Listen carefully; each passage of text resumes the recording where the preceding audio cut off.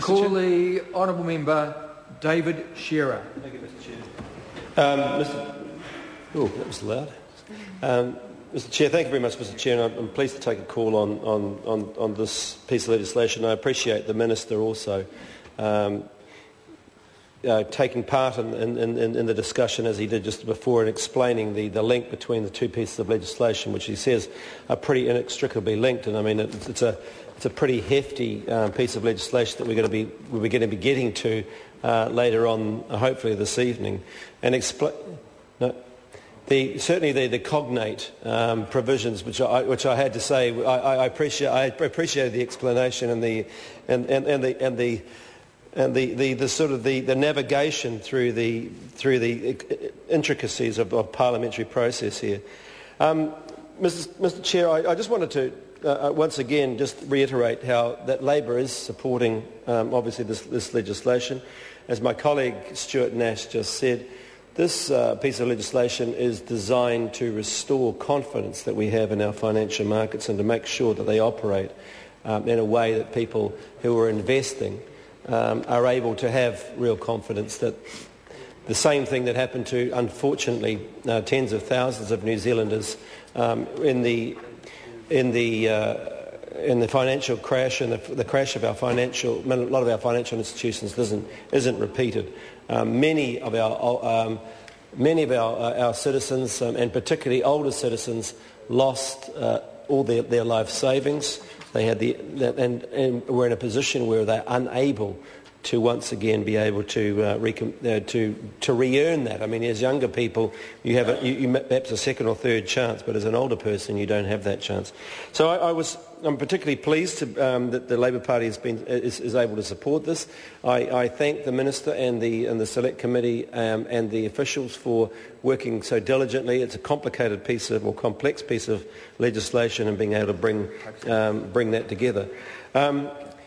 It forms, as I say, the reason we are supporting it is because it forms part of the ongoing reform of financial products and providers that we started under the Labor government, and it's now being continued on seamlessly with National. I'm pleased that that's happened, because I think we both parties, as all people in this Parliament do, to agree on making the financial markets much more secure for ordinary New Zealanders.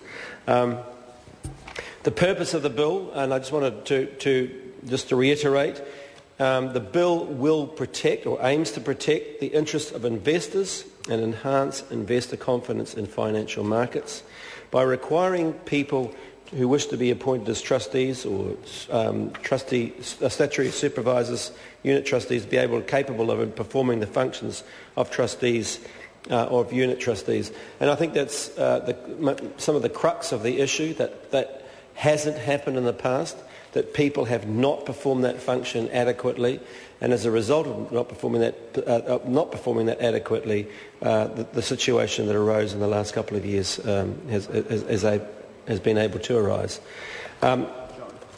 It enables trustees and statutory supervisors and unit trustees to be held accountable for any failure to perform their functions effectively. So in effect, it puts the onus on those people to ensure that the institutions that they're representing, or the trust that they're involved with, to actually perform effectively. As I said before, some of this preparatory work was started under the Labor government.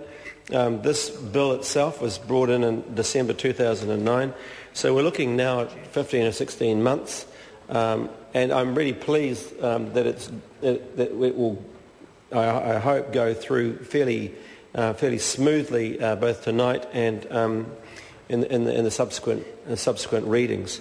Can I just say that the law will provide a regime which supervises, in effect, the supervisors. It actually looks after those people who are entrusted with supervising the various trusts and trustees of institutions.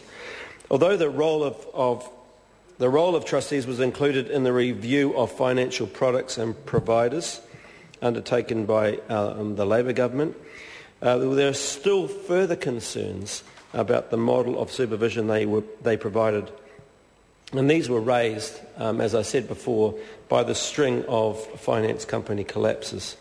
So just to conclude, Mr Chair.